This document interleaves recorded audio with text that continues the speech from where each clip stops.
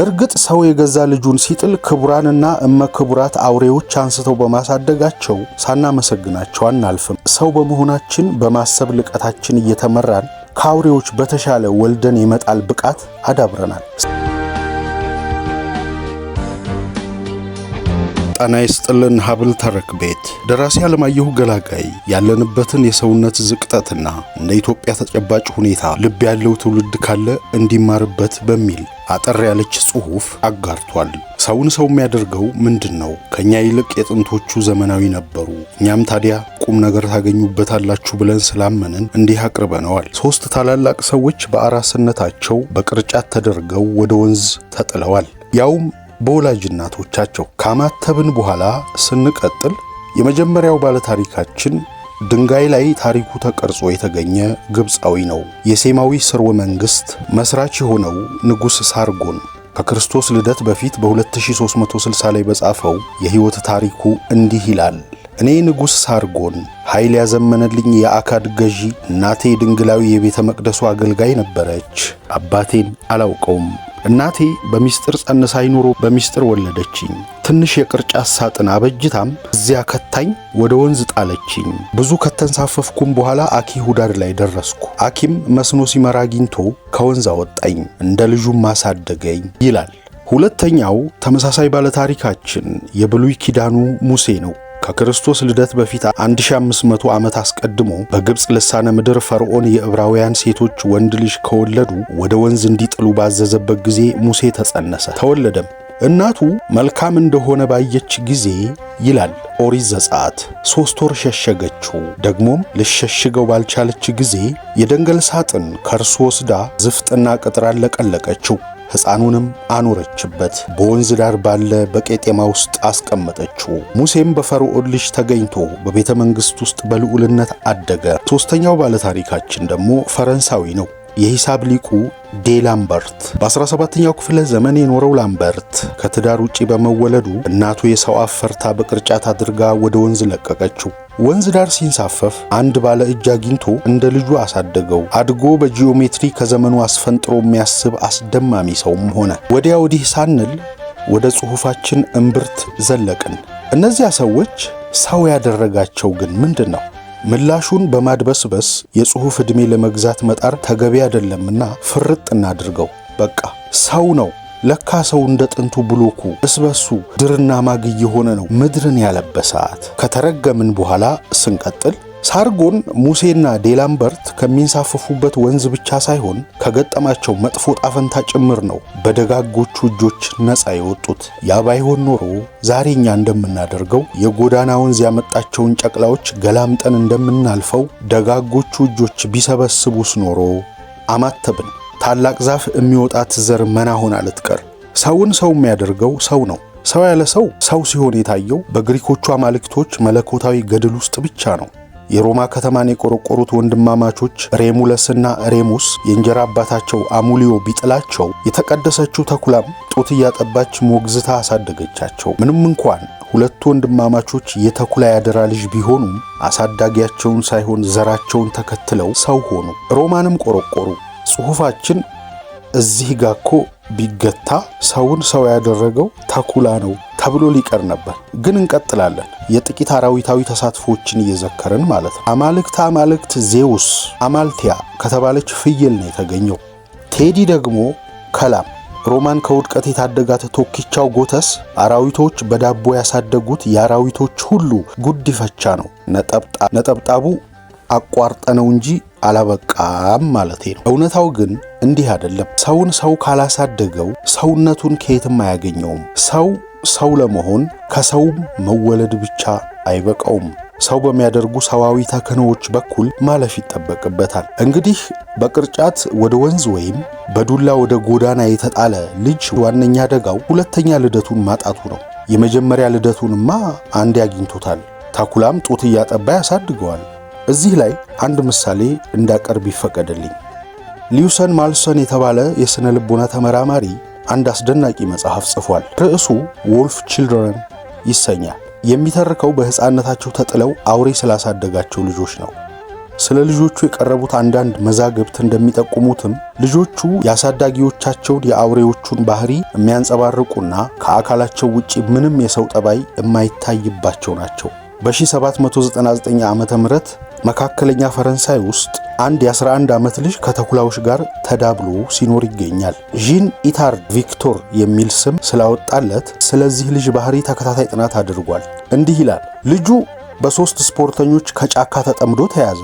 ልጁ የቀረበውን ሰው ሁሉ በአውሬ ቁጣ በጥፍሩና በጥርሱ ለማጥቃት ይሞክር ነበር። ከተኩላዎች ጋር በማደጉ ምግቡ ከውሻዎች ጋር ሲሰጠው ብቻ በደስታ እየተሻማ አጎንብሶ ባፉ ይመገባል ይላል። ዢን ኢታርድ 200 ያህል ገጾች በሸፈነ የክትትል ሪፖርቱ ቪክቶር ያሳየውን ለውጥ መዝግቦ ይዟል።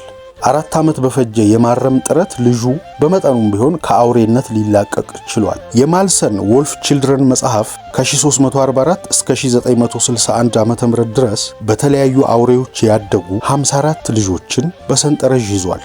ከተኩላዎች በተጨማሪ ድቦች፣ ዝንጀሮዎች፣ የሜዳ በጎች፣ አቦሸማኔዎች፣ ግስላዎች ወዘተ የሰው ልጅን ከወደቀበት አንስተው አሳድገዋል። የማልሰን ማጠቃለያ ግን the fact is that human behavior does not depend on heredity to the same extent as animal behavior የሚል ነው። የሰው ልጅ እንደ እንስሳት ከወላጆቹ የወረሰው ጠባይ ላይ ተመርኩዞ የሚኖር እንዳልሆነ ነው እውነታው የሚያስገነዝበን እንደማለት ነው። ማልሰን ሰውን ሰው የሚያደርገው አውሬ አይደለም እያለን ነው። እርግጥ ሰው የገዛ ልጁን ሲጥል ክቡራንና እመ ክቡራት አውሬዎች አንስተው በማሳደጋቸው ሳናመሰግናቸው አናልፍም። ደግሞ እኮ አቅቷቸው ጥለዋቸው ባይሆንም ሰርቀን የነሱን ደበሎች፣ ቡችሎች፣ ጫጩቶች፣ ግልገሎች አሳድገናል። ብቻ ሰው በመሆናችን በማሰብ ልቀታችን እየተመራን ከአውሬዎች በተሻለ ወልደን የመጣል ብቃት አዳብረናል። ሳናስበው ልንማረር ነው እንዴ? በሉ ጎመን በጤና ወደሚተረትበት ልሳነ ምድር እንዳማረብን።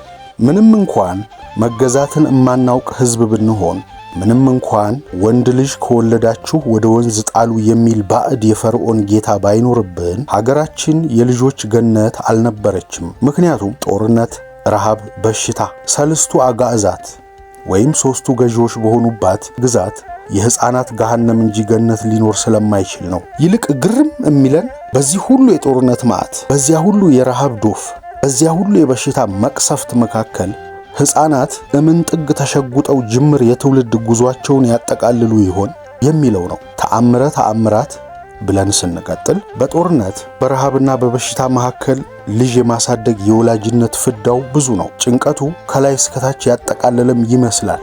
እስኪ በዚህ ታሪክ ዋቢነት እውነታውን እናረጋግጥ። አንድ ጊዜ ነው አሉ ንጉሥ ምኒልክና ንጉሥ ተክለ ሃይማኖት በስምምነትና በፍቅር ሲኖሩ እንደ ማንኛውም ወላጅ አደራ ቃል ተለዋወጡ። እኔ ብሞት የልጆቼን ነገር አደራ አሉ ንጉሥ ተክለ ሃይማኖት። እኔም ቀድሜ ከሞትኩኝ የልጆቼን ነገር አደራ አሉ ንጉሥ ምኒልክም።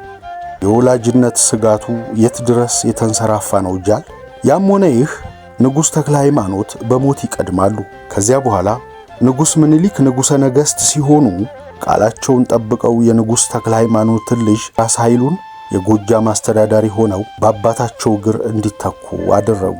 ሆኖም አዲሱ ተሿሚ በሕዝቡ ላይ የአስተዳደር በደል እየፈጸሙ ስላቃቱ አጤ ምኒልክ እንጦጦ ያስጠሯቸውና ለ7 ቀን እንዲታሰሩ ያዛሉ። ራስ ኃይሉ እስር ላይ እንዳሉ ተረስተው 7 ዓመት ደብረ ብርሃን ስለታሰሩ እንዲህ በማለት ለአጼው ላኩባቸው። ሟች አደራ ይላል፣ እሺ ይላል ቀሪ፣ መቼም የለ ብሎ ቆሞ ተናጋሪ።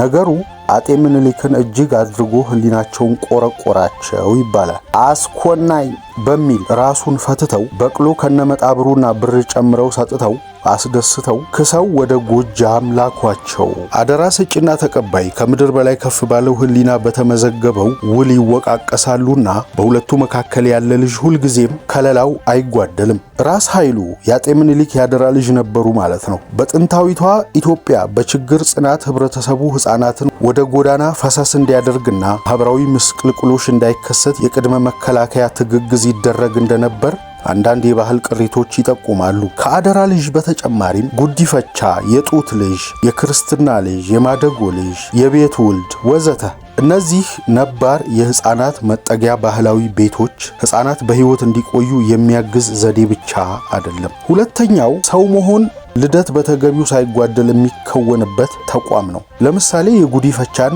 አፈጻጸም እንይ። አንድ የጥንት ማህበረሰብ ሴት ጉዲፈቻ ወስዳ ሕፃን ለማሳደግ ስትወስን ያለባትን የወላጅነት ግዴታ ጠንቅቃ ታውቃለች። በተለይ ልጇን ከአራስ ቤት የምትቀበለው ከሆነ እንደወለደችው ሁሉ ለመታረስ ቡልኮ ትጋርዳለች። ቅቤ ተቀብታ ሙክት ታርዶላት የገንፎ እህልም ተዘጋጅቶላት 40 ቀን ከቤት ሳትወጣ ትታረሳለች። ጎረቤት፣ ወዳጅ ዘመድ ሁሉ እንደወለደች ተቀብሎ የአራስ ጥሪ ይዞ ይመጣል። በተመሳሳይ መልኩ የጉዲፈቻ አባትም እንደ ወላጅ አባት ለጉዲፈቻ አራስ ሚስቱ ሙክት ያርዳል። ወንድ ከሆነ ጥይት ይተኩሳል። እንኳን ደስ ያለህ ይባላል።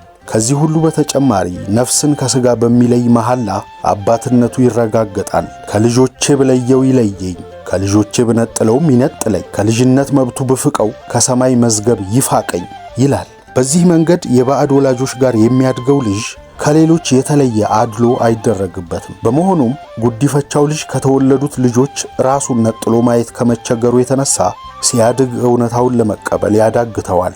ልንጨዋወት ተገናኝተን መማረራችንን ማስቀረት ተስኖን ቆየን።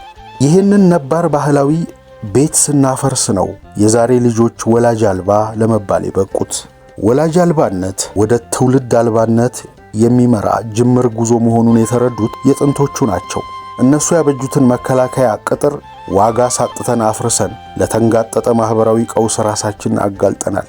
ልጆቹን ከጥቃት የሚከላከል ማህበራዊ አደረጃጀት ያለው ህብረተሰብ እንደኛ ምንም ከሌለው ቴክኖሎጂ ተጠቃሚ ትውልድ የበለጠ ስል ካሁኖቹ ከእኛ የጥንቶቹ እነሱ የተሻሉ ዘመናዊ አኗኗር የነበራቸው ዘመናዊዎች ነበሩ ለማለት ነው።